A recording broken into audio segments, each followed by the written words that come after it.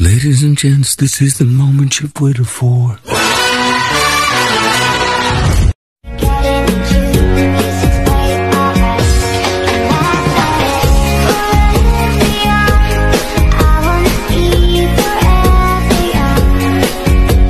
Freedom is falling open. It's a picture in the pulpit and your blind devotion. There's something breaking at the brick of every wall. It's holding all that you know. So tell me, do you want to go? Where it's covered in all the colored lights, where the runaways are running the night. Impossible. Let us all welcome Taking over you. Light it up, we won't come down. And the sun can't stop us now. Watching it come true, it's taking over you.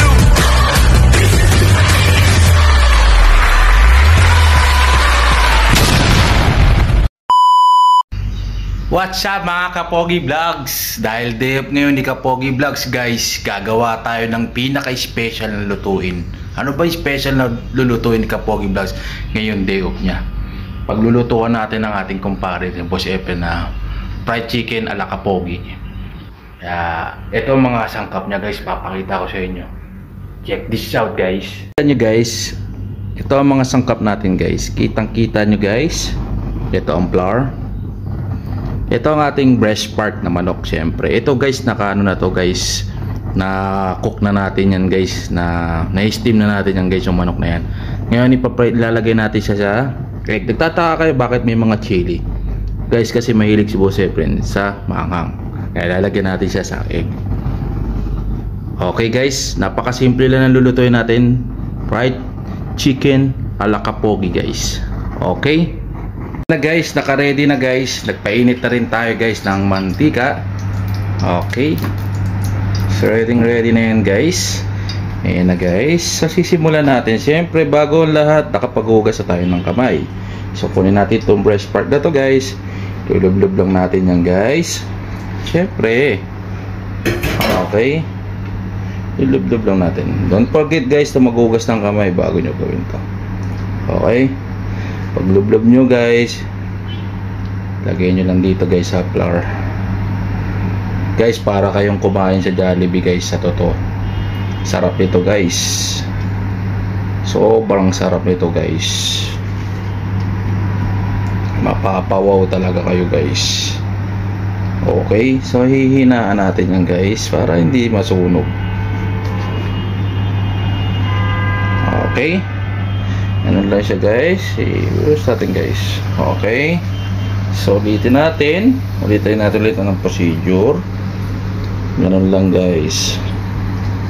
Sabi ko nga sa inyo guys, maghugas muna kayo bago gamitin to. Okay, so tayo naman, nakapaghugas naman tayo guys.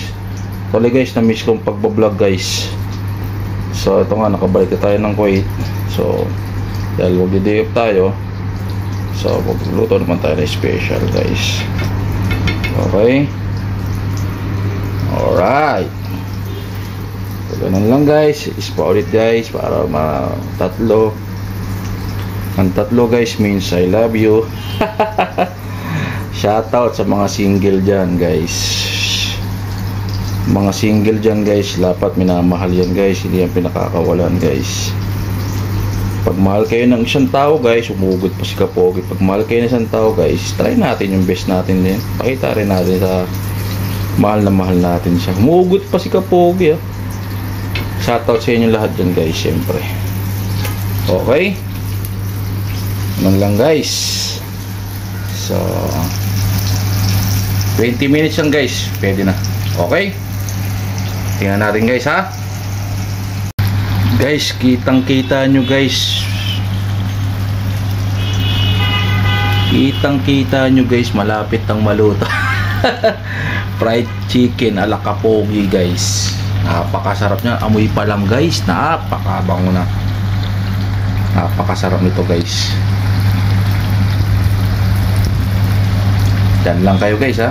Yun na nga guys, malapit nang matapos ang chicken ala Kapogi guys. fried chicken na kapogi guys, malapit na matapos. Makikita nyo nag-berry guys. Napakasarap guys, papapakain talaga kayo. Kahit 1 kilo guys, lutuin nyo guys. Kahit 4 o 5 kayo guys, talaga mabubusog kayo dito sa recipe. Napakasimple lang guys, napakadali lang gawin lang guys. Follow the procedure lang guys, napakabilis lang guys. Makakain ka ng price ng kasing sarap ng Jollibee guys. Guys, crispy fried ala kapogi guys. Yahoo! Ang sarap niyan guys. Siyempre yung itlog niluto ko na, di ba? Para mas masarap. Okay? Napakasarap talaga.